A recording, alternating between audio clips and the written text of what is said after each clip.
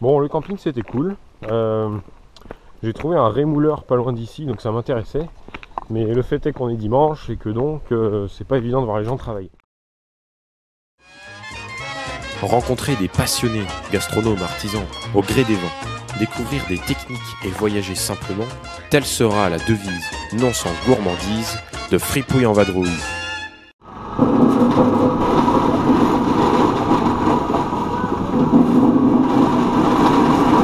Donc là dans la bassine c'est du sang, du vin, des oignons, des œufs, du lait et puis des condiments, un peu de goutte, de l'huile de coude. Aujourd'hui c'est la fête de la pomme animée par l'association Claque Sabot du Morvan. Et dans le Morvan, vu qu'on n'a pas beaucoup de paille, et bien on presse directement. Donc on broie les pommes et ensuite on les presse ici.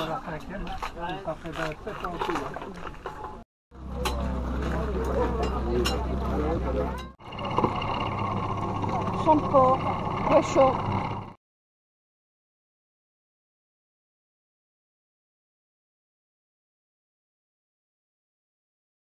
Et puis on traverse la gueule.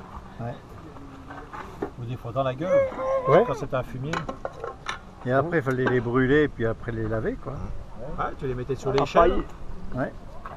Et une fois que tu avais fait ça, tu repartais avec ton sang et puis tu rentrais faire le boudin. Au moins c'était frais.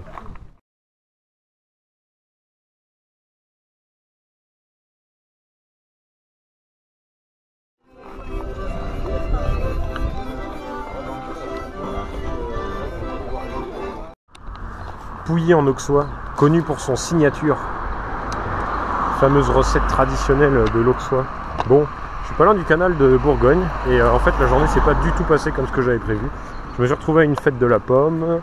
J'ai rencontré un gars qui faisait de l'aquaponie et qui cultivait des plantes pas très catholiques. Et il faisait plein d'autres techniques de jardinage, c'était assez impressionnant.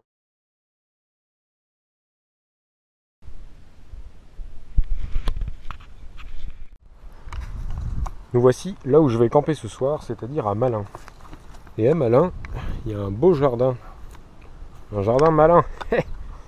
Non, un super jardin en permaculture, avec des buttes, et notamment des buttes en paille, comme celle-ci. Pas mal, hein. Ça, c'est un jardin, je crois qu'on appelle ça en... je sais plus quoi, mandala, peut-être. Donc il y a des buttes.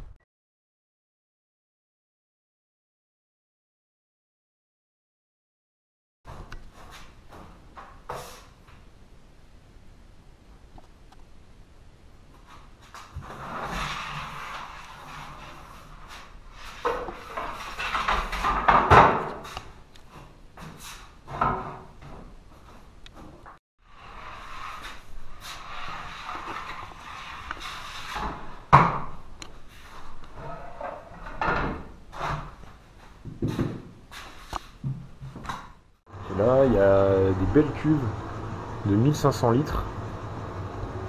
Une petite embouteilleuse et un peu de tout. Tout le laboratoire qui a été refait dans une vieille maison en fait.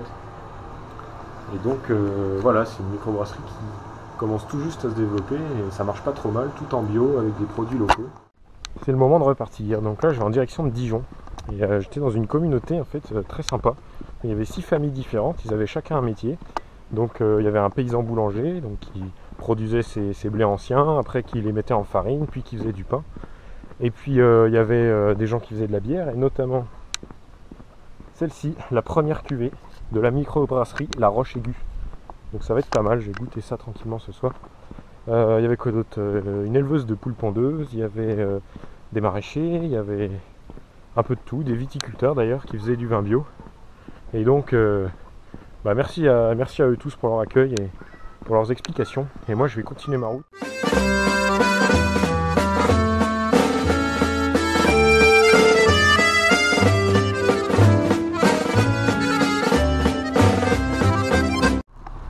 Bon, je me trouve à Dijon.